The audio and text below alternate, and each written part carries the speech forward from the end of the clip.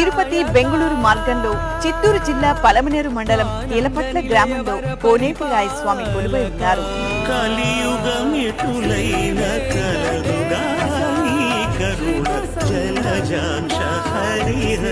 భృగు మహర్షి కోరికపై స్వామివారు ఈ క్షేత్రంలో స్వయంభూగా ఉద్భవించారు.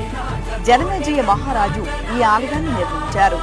పూర్వం తిరుమల యాత్రకు వెళ్లే సమయంలో మార్గ మధ్యంలో అప్పటి మహారాజులు చక్రవర్తులు ఈ కీలపట్లలోనే విడిది చేసేవారు.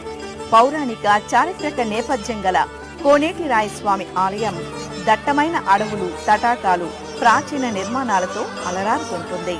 ఉపాలయంలో భూదేవి సమేత శ్రీ ఆది వరాహస్వామి కొలువై ఉండటం విశేషం.